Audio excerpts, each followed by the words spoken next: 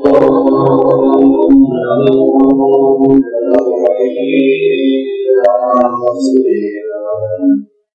ओम नमो भगवते वासुदेवाय। ओम नमो भगवते वासुदेवाय।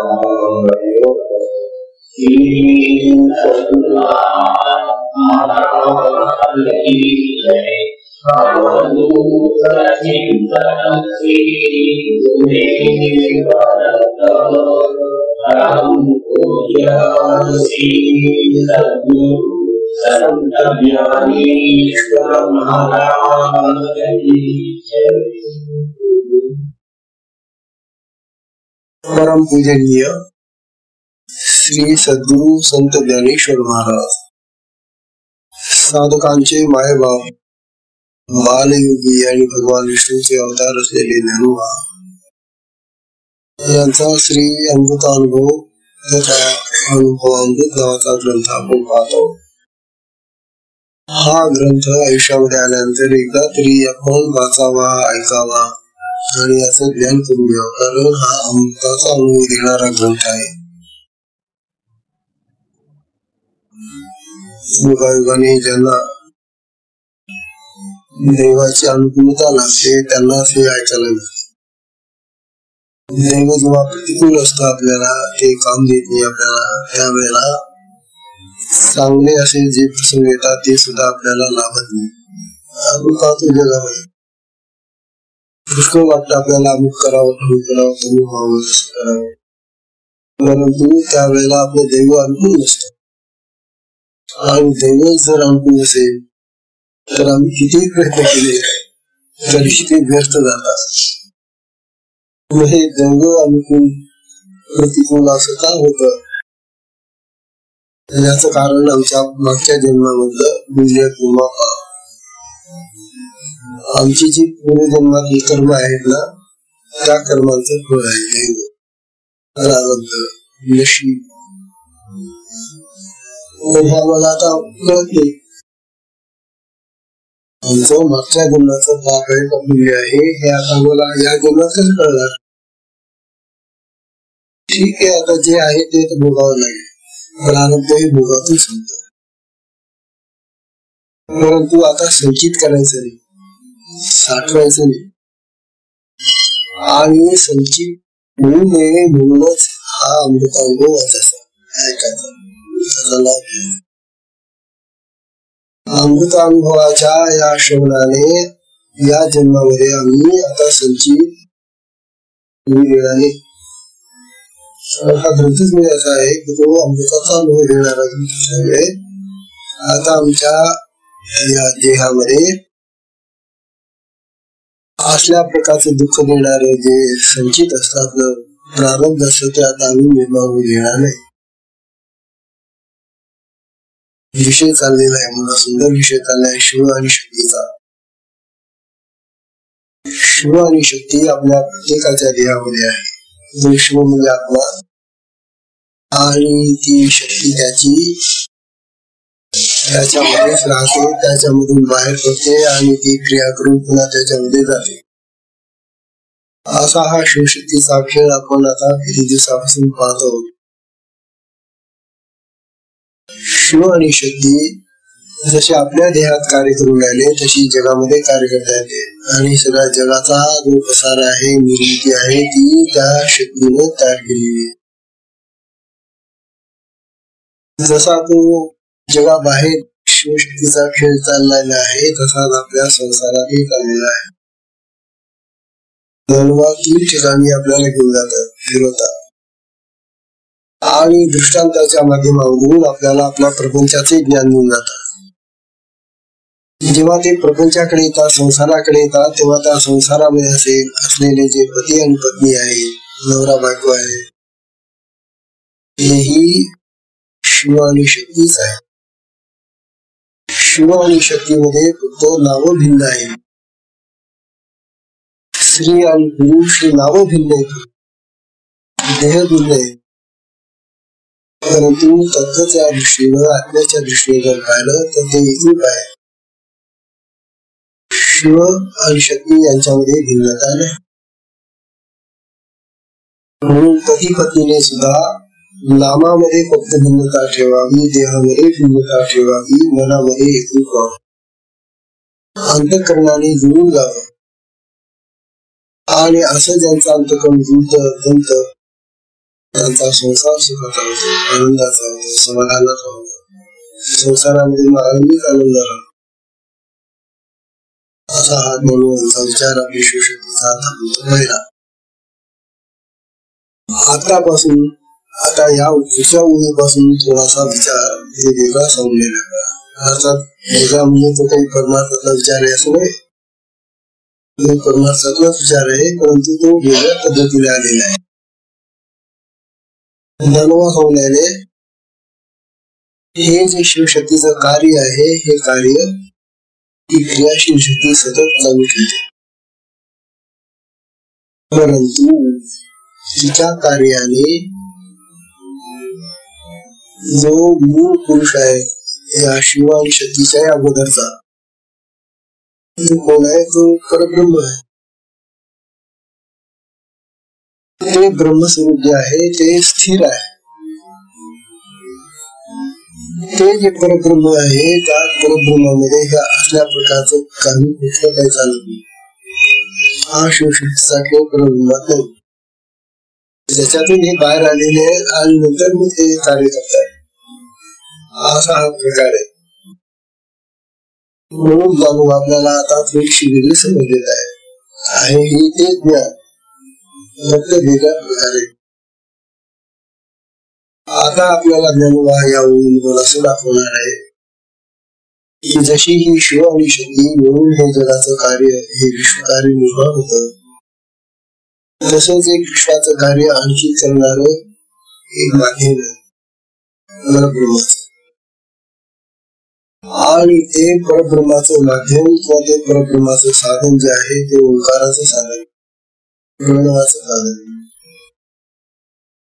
हा प्रणव किंवा ओंकार अतिशय श्रेष्ठ असा उच्च दर्जाचा असा देव आहे. हे देवाचं स्वरूप आणि ते सुद्धा त्या परब्रह्मातून प्रगट झाले. परब्रह्माचा जो पहिला आविष्कार नादाचा पहिला आविष्कार जो निर्माण झाला परब्रह्मामध्ये तो हा ओंकार म्हणजे तो त्या शिवशक्तीचे अगोदर. म्हणून ओंकार आपल्याला समजून घ्यायलाच पाहिजे. ओंकारला प्रणव असं दुसरं नाव आहे. प्रणव म्हणजे सगळ्यांना प्राण देणारी शक्ती ओंकारामध्ये. प्रणव चैतन्य शक्ती. म्हणून हा ओंकाराचा किंवा प्रणवाचा विचार आपल्याला जाणून घ्यायलाच पाहिजे. आणि ज्ञानोबांनी मुखात आणलेला आहे. आतापर्यंत आपण शिवशक्ती प्रकृती पुरुष देव देवी हाच विचार करत आहोत. परंतु ज्ञानोबा आपल्याला आणखी एक वेगळा प्रकार समजला आता की दोन्ही तुम्ही जाणून घ्या साधकांनो. हा प्रणव काय आहे? प्रणव हा परमात्म्याचा किंवा परब्रह्माचा पहिला उद्गार आहे.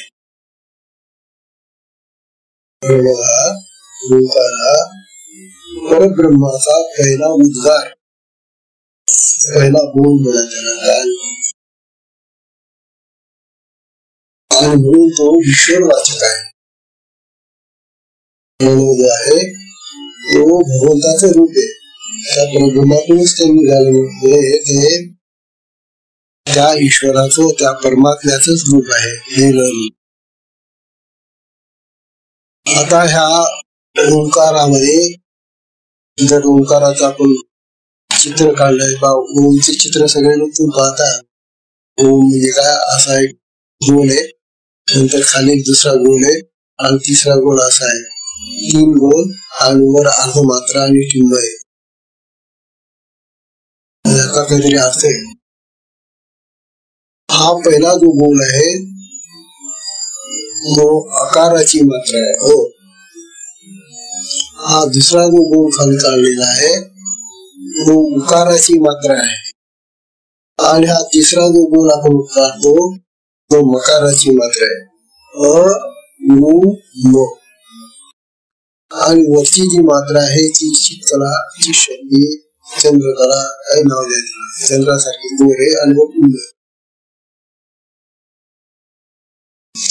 तेव्हा ओंकाराच्या ह्या ज्या 3 मात्रा आहेत त्या 3 मात्रांमधूनच सगळ्या जगाचा प्रसार झाला असं शास्त्री सांगतो. बघा,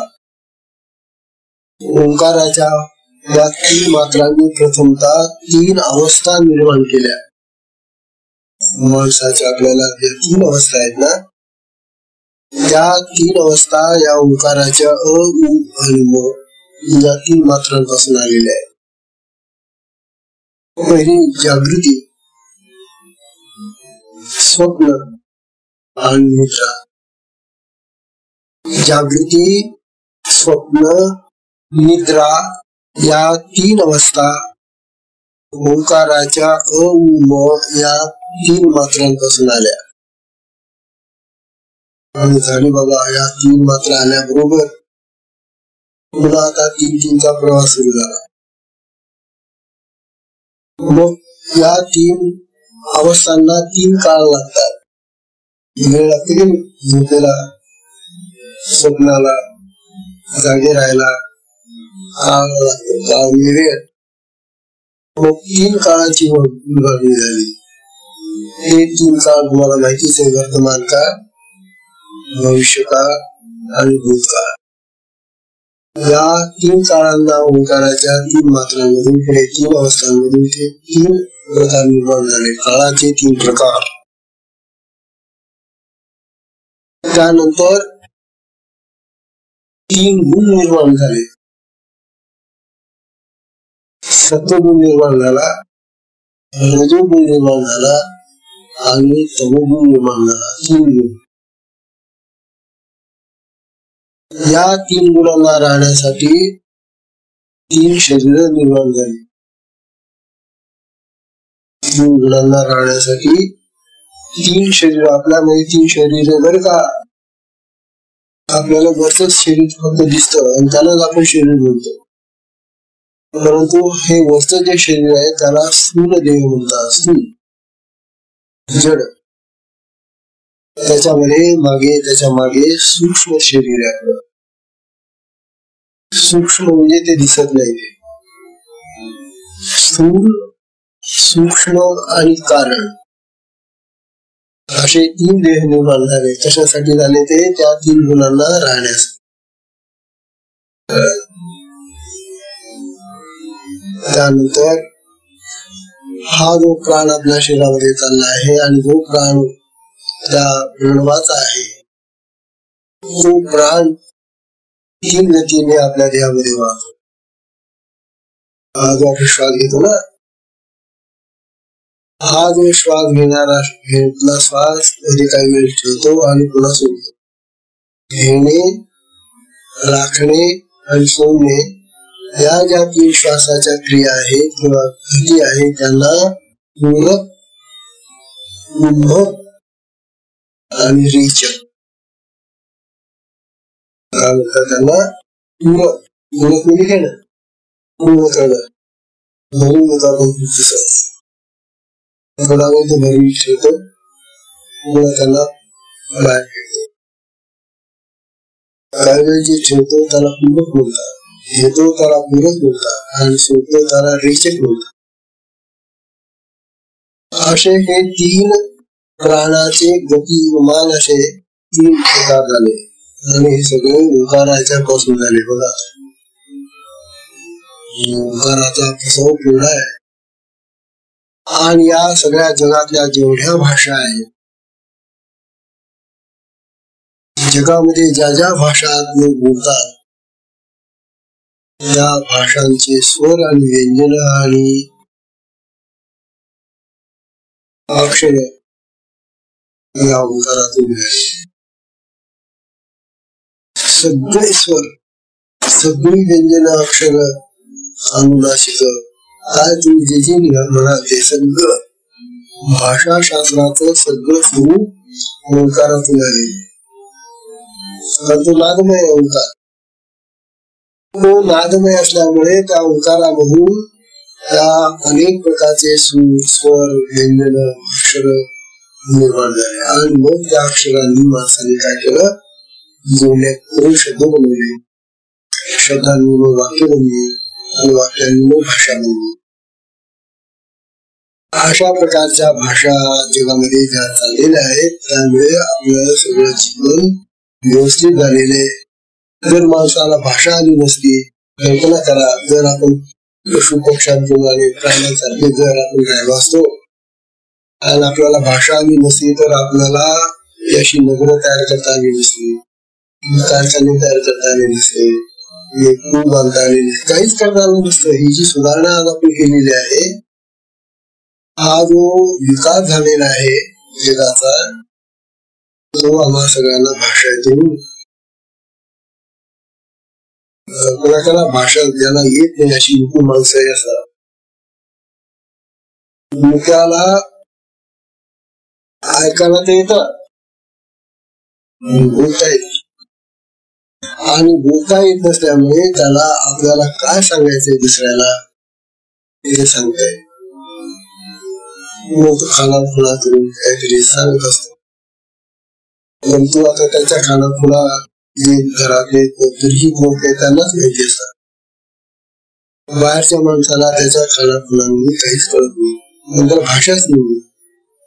म्हणून भाषा हा प्रत्येक समाज जीवनाचा प्राण आहे. भाषा जर नसती तर आज माणसाची उन्नती झाली नसती. ही भाषा निर्मितीचं कार्य प्रणवाने केले. आपल्याला प्रणवाचा विचार या ओळीमध्ये सांगणार आहे. आता हा जो प्रसाद आणि हा जो फायदा प्रणवाचा आपल्याला मिळालेला आहे, यामुळे आपल्याला आणखी एक गोष्ट लाभली. हे जे तीन आले ना, तीन अवस्था आहे, 3 काळ आले, 3 शरीर आली, 3 गुण आले, 3 प्राणगती आले. असे जे तीन आहे ना, त्याच्यामधून 3 शक्ती निर्माण झाली. आपली शारदा सरस्वती सत्वगुणी आहे, रजोगुणी लक्ष्मी आहे आणि तमोगुणी महाकाली. 3 देवता तयार झाल्या, 3 शक्ती तयार झाल्या. त्या गुणांच्या आधारावर कार्य करणाऱ्या शक्ती, गुणांच्या आधारावर कार्य करणारी जी शक्ती या देवता झाल्या. आणि मग या देवतांना त्रिपुर सुंदरी म्हणतात.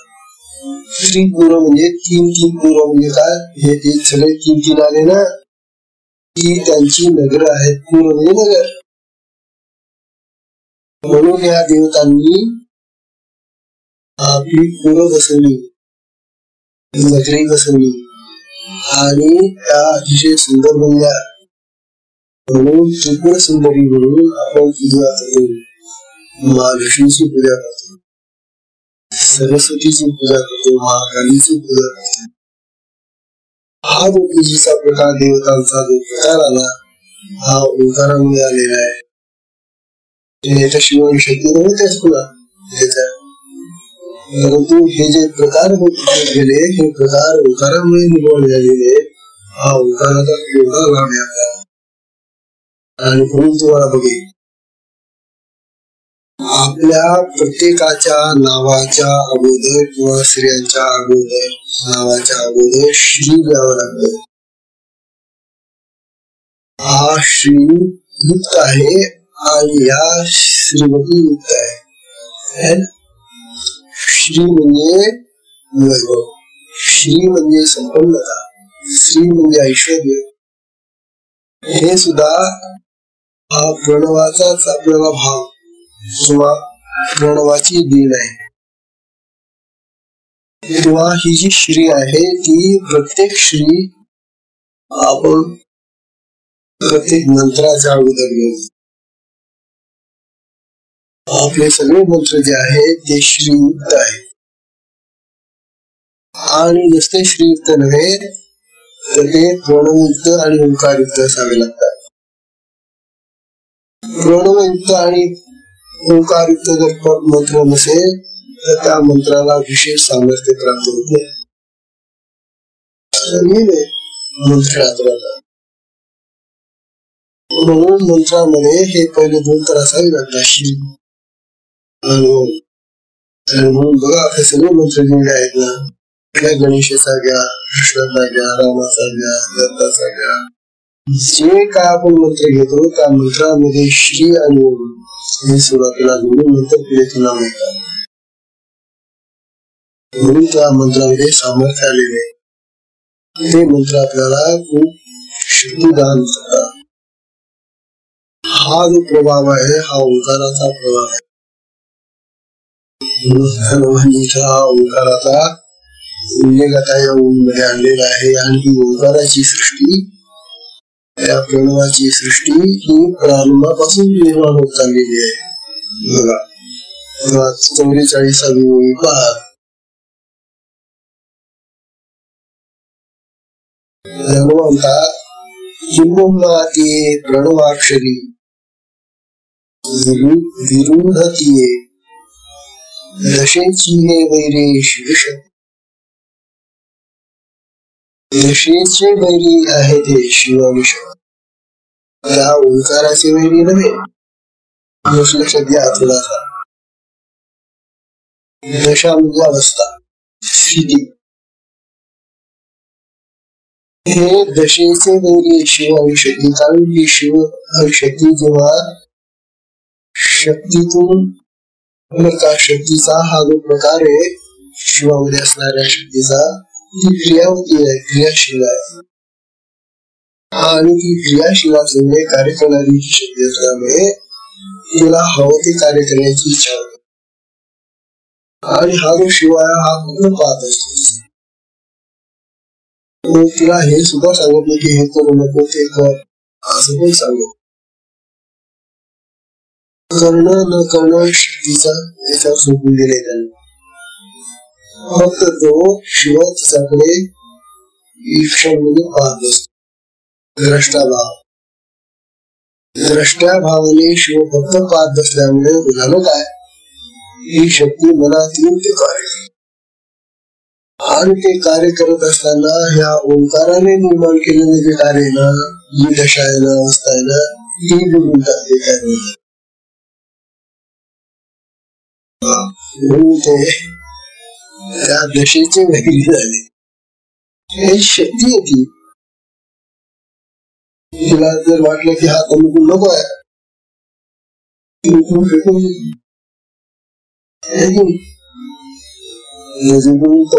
हे आवश्यक नाही माणसाला. भगवंताच्या प्राप्तीसाठी काही काम नाही. मग ती काय करेल, त्यांना सांभाळेल तरी. म्हणून आपल्या शरीरामध्ये तमोगुण जर वाढला असेल, रजोगुण वाढला असेल या खाद्य पदार्थांमुळे, तर ती शक्ती ते तमोगुण जे काय आपल्या शरीरामध्ये निर्माण झाले ते बाहेर फेकून आजचा खेळ आहे. परंतु ओंकाराच्या दृष्टीनं जे ओंकाराचं कार्य आहे त्याच्यामुळे भूत विराड आला ना, त्याने निर्माण केले रसगुण, रजोगुण, तमोगुण निर्माण तुम्ही केले ओंकार. आणि शक्ती काय करते, सत्वगुण ठेवते आणि तमोगुण रजोगुण नष्ट करते. हे जे नष्ट करण्याचं कार्य आहे तिचं शक्तीचं आहे खरं. परंतु ती जी दशा आहे ओंकाराची, जी स्थिती आहे त्याने बनवलेली, तिचा निर्भाव झाला की काय म्हणलंय पा, दशेची ही वैरी ही शिवशक्तीचा करता. हा ओंकाराने प्रणवाने निर्माण केलेला जो प्रसार आहे, जे जगत आहे, त्याचं जे व्यवस्थापन आहे त्याच्यामध्ये बाधा, त्या दशेमध्ये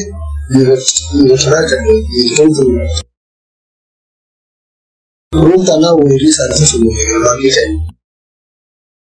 तसं एका दृष्टीनं ते चांगलेही आहे. आत्मसिद्धी प्राप्त करण्यासाठी जे नको ते शक्ती काढलं,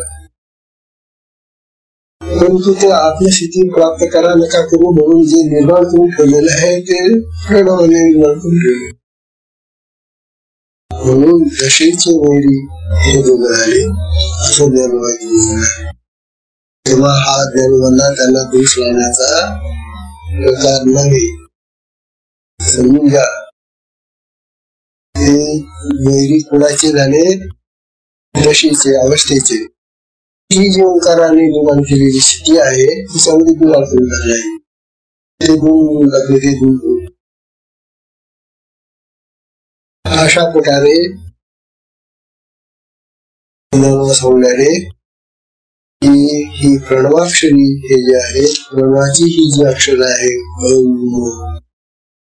आणि त्या मात्र यांनी हा सगळा जगाचा पसारा निर्माण केला आणि जगामध्ये एक अवस्था निर्माण केली सगळ्यांची.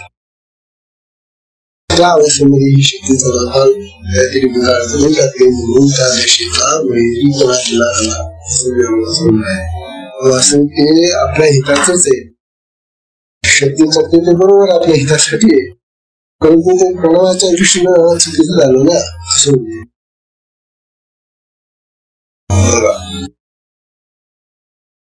ओंकारातून सगळी सृष्टी निर्माण झाली.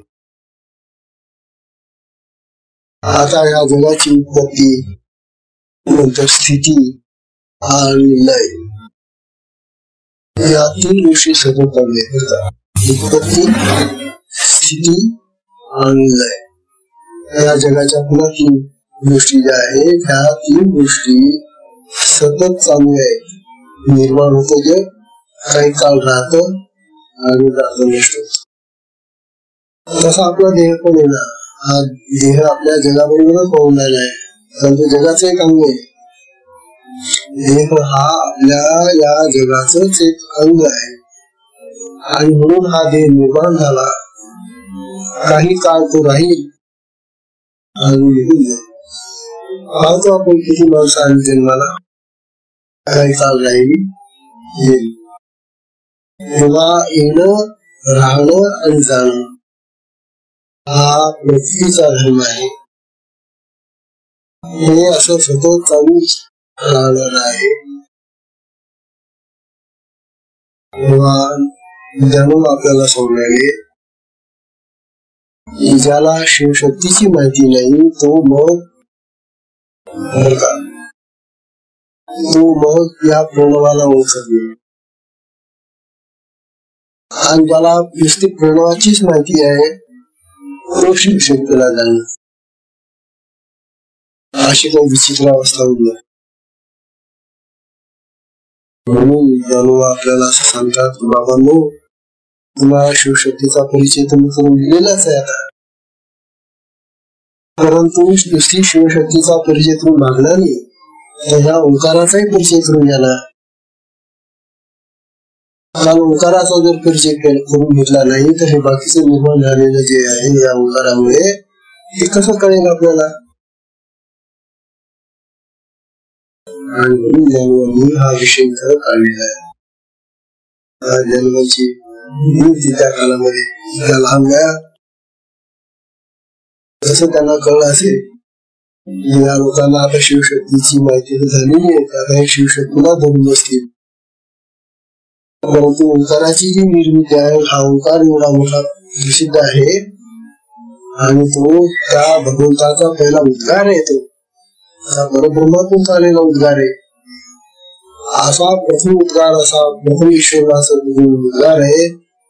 तो उद्गार लोकांना माहिती पडला नाही, लोकांचं जीवन अजूनही राहिला, पूर्ण राहिला. म्हणून आपल्या जीवनाला पूर्णता प्राप्त व्हावी म्हणून ज्ञानोबांनी पुन्हा हा विषय या ठिकाणी काढलेला आहे. म्हणून तुझी एवढी आपण असेल आणि आपल्याला असं वाटलं का काही ज्ञानोबा आपल्याला काय सांगतायत.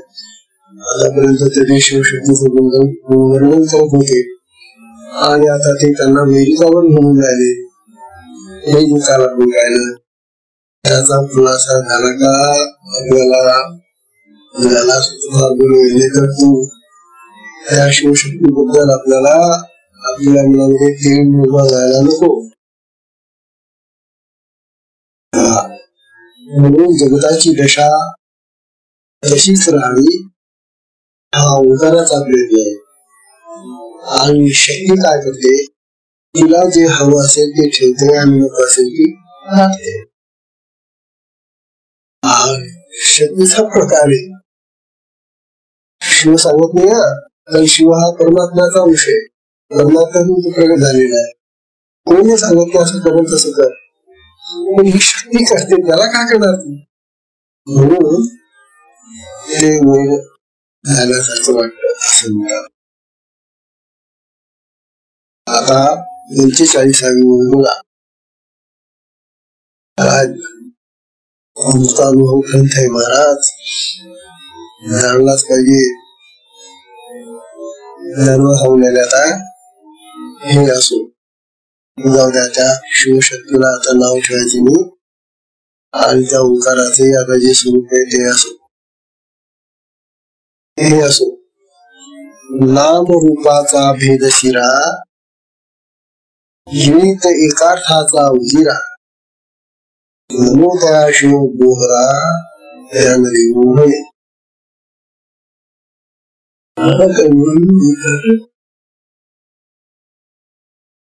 काय म्हणतात हे असो काय असो, नाम रूपांचा भेद शिरा. हे सगळं जगत जे आहे ना ते नाम आणि रूप यांनी भरलेलं आहे. हे लक्षात घे. जगामध्ये जेवढे पदार्थ आहेत, जेवढे वस्तू आहेत, जेवढे प्राणी आहेत, त्या प्रत्येकाला नाम आणि रूप आहे, आकारही आहे, वर्ण पण आहे. नाम रूप वर्ण आकाराने भरलेलं हे जग आहे असं म्हणतात. हा जो भेद आहे नाम रूप वर्ण आकार, हे प्रत्येक पदार्थाचे भिन्न आहे. और दोन सख्खे भाऊ जरी असले ना, आता एका आई बापाचे असतात, पण ते दोन सख्खे भाऊ सुद्धा नाम सारखेच करायचे, नाम सारखीच होतात, नामामध्ये भेद पडला. दोघांची रूप सारखीच आहे, दिसायला सारखीच येते, रूपामध्ये फरक पडला, वर्ण फरक पडून जातो, आकारामध्ये फरक पडून जातो. तेव्हा जिथं एकाच आई बापाचे दोन सुद्धा एक रूप, एक स्वरूप, एक वर्ण, एक आकाराचे राहते, भिन्न भिन्न भिन्न भिन्न आई बापाच्या कृती निर्माण झालेली. म्हणून ही जगातली सगळी जी काही रचना आहे ही नाम रूप यांच्या भेदाने बनलेली आहे.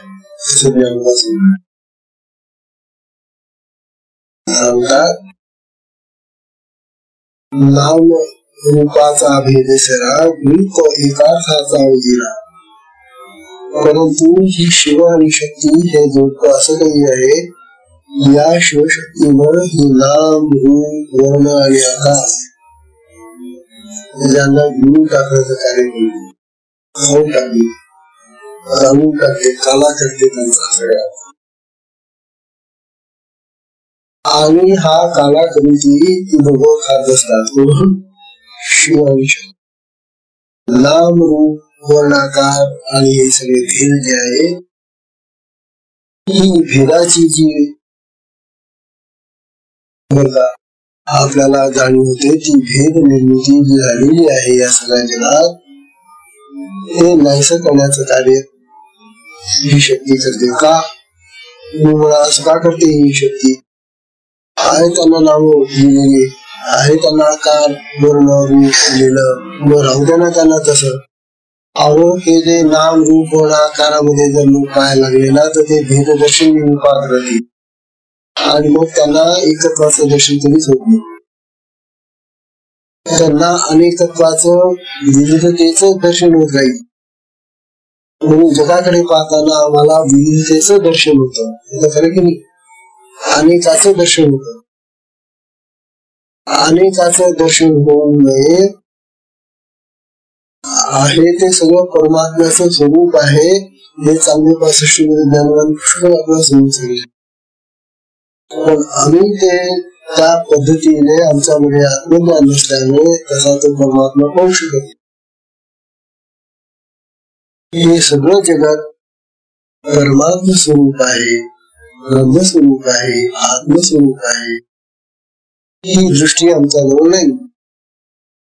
येऊ शकत नाही कारण आमच्यामध्ये आत्मज्ञान नाहीये. आत्मत आहे परंतु त्या आत्म्याचं ज्ञानच नाही आम्हाला.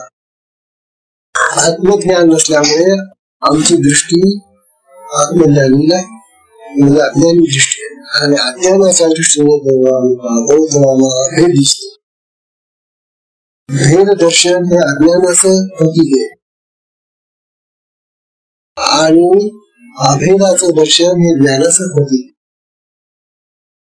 सध्या जेव्हा आपल्यामध्ये आत्मस्थिती प्राप्त होते, आत्मज्ञान प्राप्त होतं तेव्हा मग आम्ही सगळे भेद विसरणार.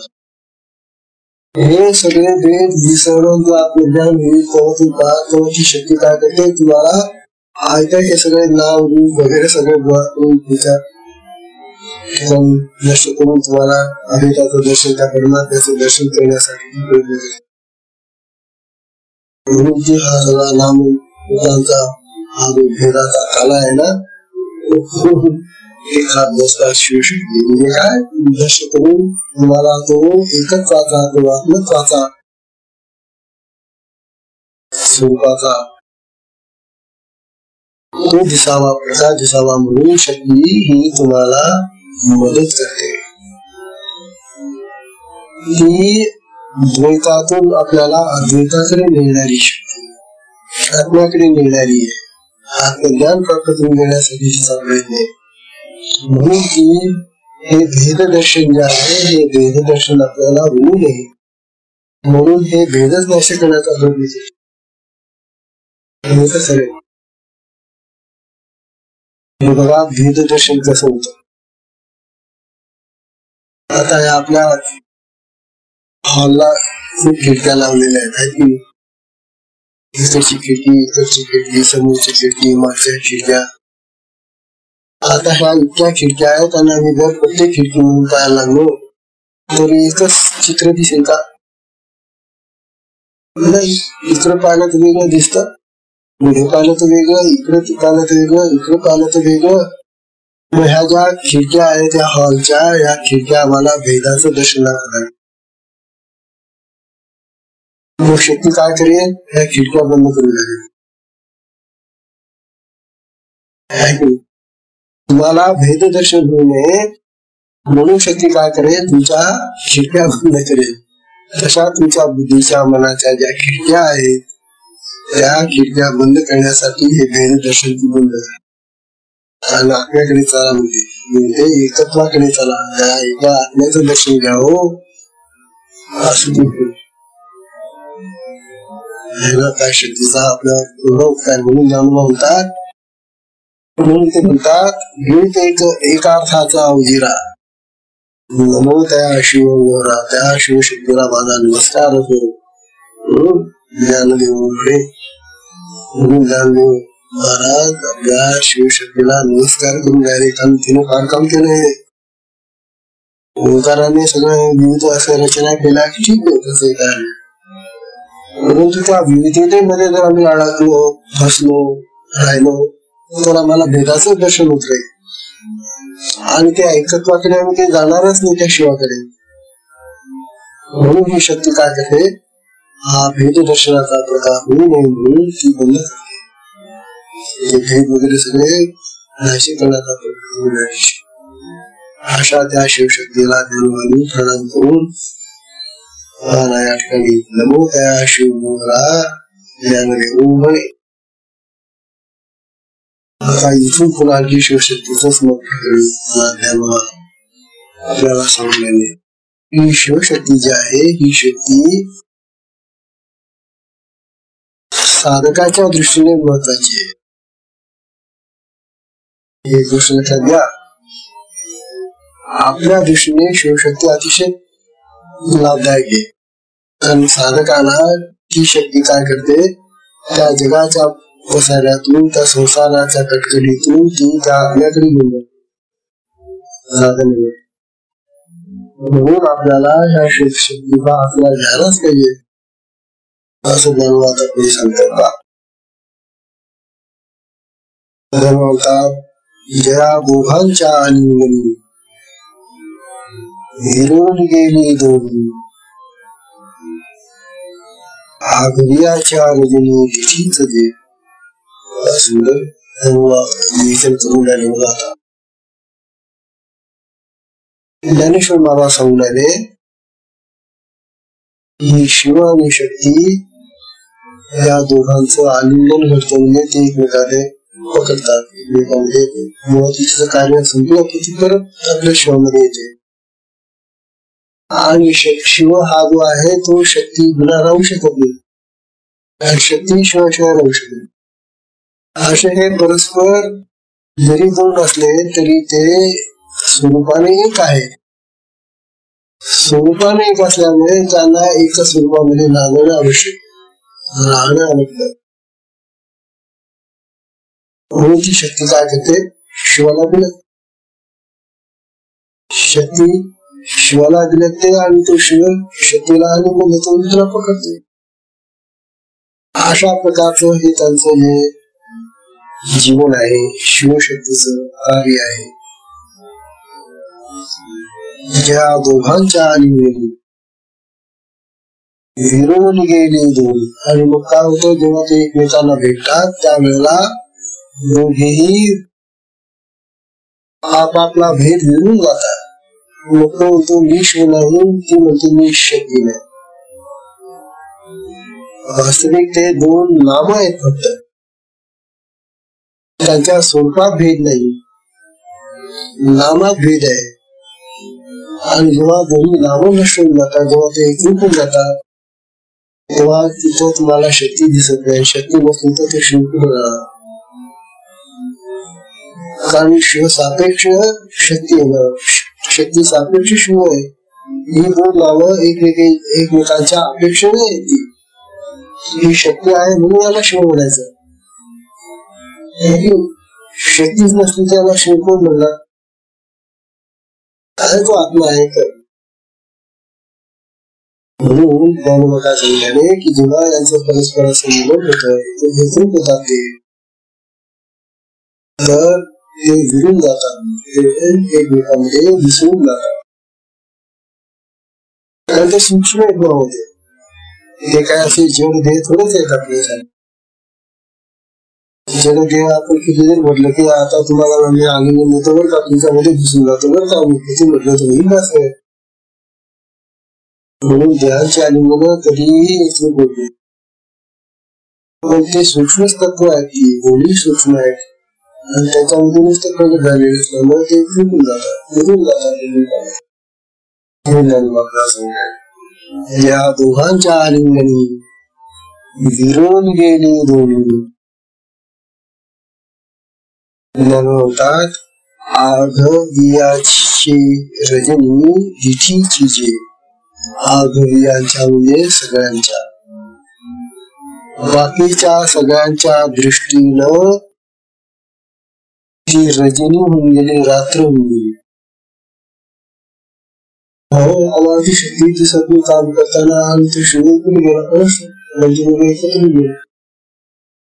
म्हणजे इतरांच्या दृष्टीने हा काढून झाला, रजनी झाली, रात्र झाली, तर दिसत नाही.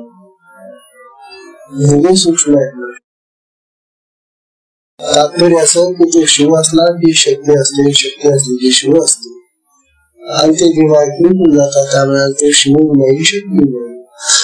दोन्ही नाव गेली, दोन्ही नाव गेली की आपल्या सारख्याला अंधार, शिव दिसत नाही, शक्ती दिसत नाही. पण भेदामध्ये आम्हाला दिसतात ते भेद दर्शन म्हणतो मी, पण आपल्याला नाही ना. म्हणून मानव आपल्याला असं सांगले ही अवघ्याच्या बदली भीतीची बाकीच्या सगळ्यांच्या दृष्टीला तो अंधार आणि रात्रच येते. अशी शिवशक्ती अत्यंत कामाची आहे. त्यांची जेव्हा दोन असतात, दोन रूपाने काम करतात, त्याच वेळेला या जगाचं कार्य आपल्याला दिसतं किंवा आपल्या शरीराचं कार्य दिसतं. आता ही शिवशक्ती खूप होतात कुठे आणि कुठे ते अनुभव दिसतो, हे आपल्या दृष्टीने महत्वाचं, साधकांच्या दृष्टीने. साधक आपली जी साधना करतो आता क्षेत्राची, या साधनेमध्ये शक्ती पृथ्वीच्या मार्गातून वर चाललेली आहे. सगळी स्वच्छता पूर्ण झाली, त्याचं कार्य संपूर्ण देहामधलं काही राहिलं नाही. कुठले कार्य बाकी ठेवलं नाही. आता देहामधली साफ सफाई सगळं होऊन गेलं. काय करेल संस्कार चक्रात जाते की आणि आत्म्यामध्ये गेल्यानंतर त्या ठिकाणी तुला ते शिव भेटतो, आत्मा भेटतो आणि त्यामध्ये ती निघून एकरूप मिळतात. ही जी अवस्था आहे आलिंगनाची, एकरूप मुक्तीची अवस्था, ती आपल्या दृष्टीनं अंधाराची अवस्था. मी तुम्हाला परवा सांगितलं होतं की निद्रा समाधी स्थिती, निद्रा आणि समाधी स्थिती या दोन सारख्या स्थिती. जशी निद्रेमध्ये झोपेमध्ये आपण सगळं विसरून जातो, देवभान चाललं जातात, तसं समाधी अवस्थेमध्ये आपलं देवभान नष्ट होऊन जातं, डोळे गमून जातात, काही दिसत बंद, शरीराचं श्वसन बंद, रक्ताभिसरण बंद, सगळं बंद. अशा त्या समाधीच्या अवस्थेमध्ये रात्रच येईल आपल्याला. सगळ्यांच्या दृष्टीला त्यावेळेला रात्र. जेव्हा शिव आणि शक्ती शरीरातली एकरूप होऊन जातात, एकमेकांमध्ये विलीन होऊन जातात, त्या वेळेला लागणारी जी समाधीची अवस्था आहे, त्या समाधीच्या अवस्थेमध्ये रात्र आहे. खरं देवळाचे जी सामान्य जी आपली झोप असते, निद्रा असते, ती आणि समाधी चांगले खरं देवळाचे. झोपेमध्ये मी जागा आहे हा भाव नसतो. झोपेमध्ये माझी जागृती नाही, मी जागा नाही. समाधीमध्ये मी जागा आहे हा भाव आहे. सारखी समाधीसारखी निद्रेसारखी अवस्था आहे ती. सगळं विसरून गेले, सगळं विसरून जात. अगदी समाधीमध्ये सगळं विसरण आहे, परंतु जाणीव आहे, ज्ञान आहे आणि झोपेमध्ये अज्ञान आहे. झोप ही अज्ञानाची अवस्था आहे म्हणून तिला तरुण म्हटलेली, आणि समाधी ही ज्ञानाची अवस्था असल्यामुळे तिला समाधी सगळे साधकाला प्राप्त पाहिजे.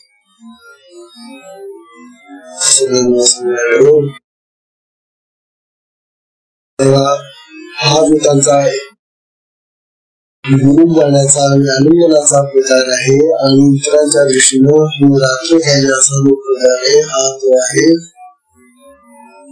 समाधीच्या अवस्थेत. अशा प्रकारे 46 मुलगी झाली, 47 मुलगी आपण सुंदर अठायची आपल्याला ते सगळं सुचले. सुंदर आहे, ऐकूनच पाहून ज्याला आपण 47 मुलगी आहे, बाजूला दाखवतो. जयांच्या रूप निर्धारी गेली गणेशी वैखरी, सिंधूशी प्रणय नीरी गंगा देशी.